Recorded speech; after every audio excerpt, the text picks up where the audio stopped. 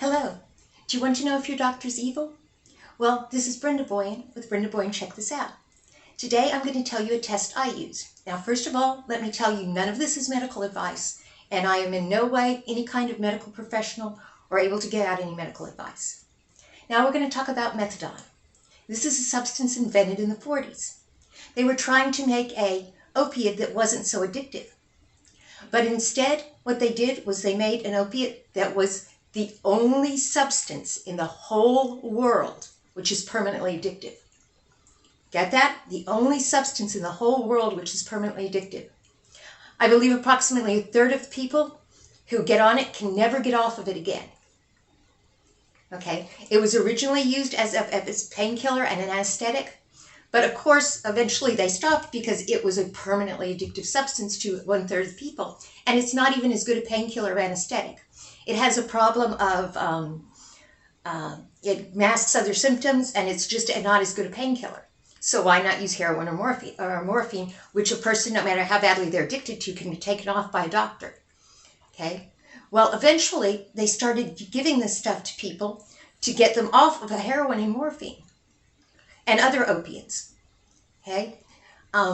They started giving them the only permanently addictive substance in the world. Now, it's only, I believe, about a third people who get permanently addicted, but these people, on top of being permanently addicted, okay, also have other detrimental health consequences for it, but they can never, ever, without, no matter what kind of medical intervention there is, ever get off of it again. Well, there were people who actually court-ordered to take this to get off of heroin and opium, and there were other people who were taking it. Well, eventually they stopped because, this is horrible, and it's very, very sensitive. Some people are so sensitive to it that, like, if they have a dose that's late in the day, it'll kill them. So, of course, they stopped using it.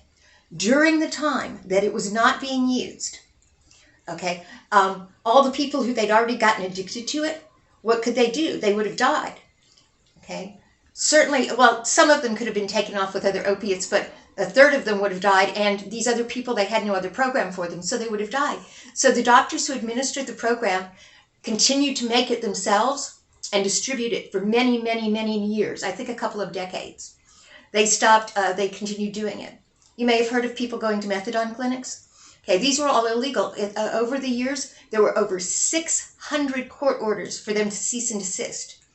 But I guess nobody was willing to actually go out and arrest a bunch of doctors and at the same time have all these people die within a couple of days. But there were over 600 court orders trying to get them to stop, telling them to cease and desist.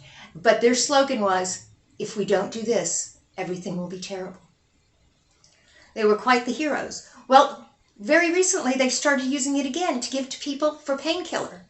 So you might go to the doctor, you might go to the hospital, you might get this painkiller, and you might wind up getting addicted to it for your whole life, and there's nothing that can be done to get you off of it.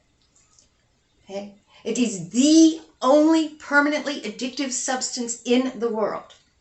And they're still giving it to people to get them off of other drugs.